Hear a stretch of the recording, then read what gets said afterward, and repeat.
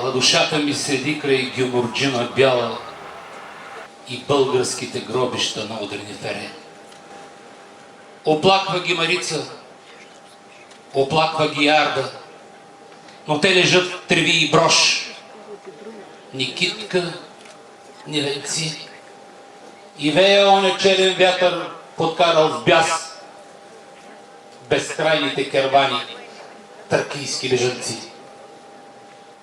От Бога сте забравени, от царя сте простени. И уж безимени лежите в чужда равнина, но белите джамии в Одрин са градени от камъните с вашите надгробни имена.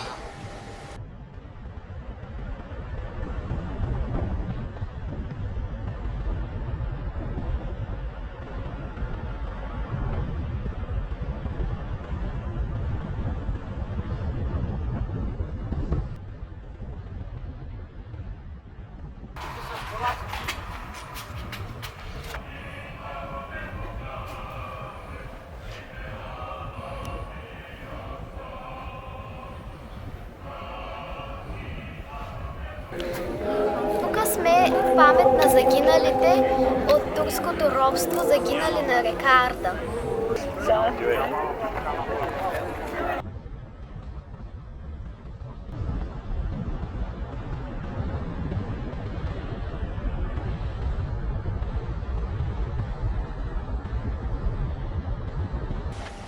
И аз разбирам, че душата ми е пределена. Едната тук, а другата е там, в треви и брош. Че южната ни граница е кърваво-червена, защото е прорязана с нож.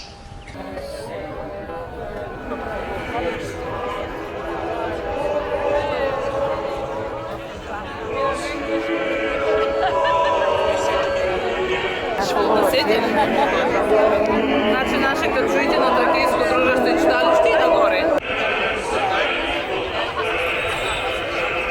Господи, помилуй, слава Отцу и Сина и Святому Духу, ныне и присно во веки веков. Аминь. Господи, помилуй.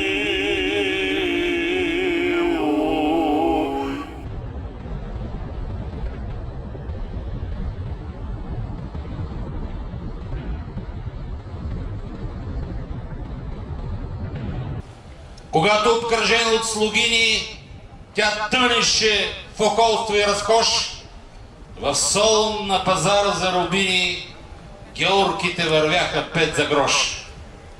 Когато тя строеше катедрали и замъци в зимния Балкан, скърбяха тънки липови кавани и плачеха за Алтан Ластоян.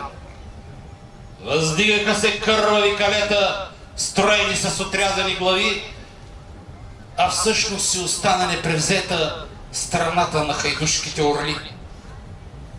А беше колкото калпак голяма, широка колкото следа от лъв.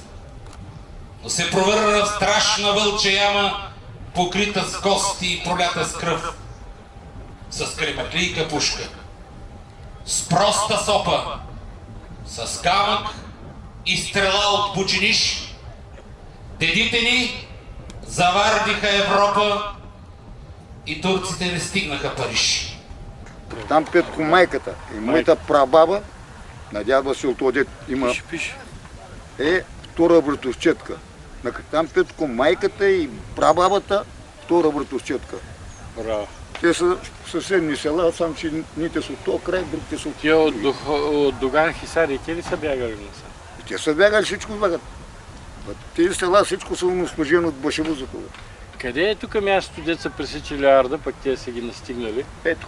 Тук отдолу. Ето, тук отгоре слизат, черен път край реката и тук минават на среща, оттам за горно поле.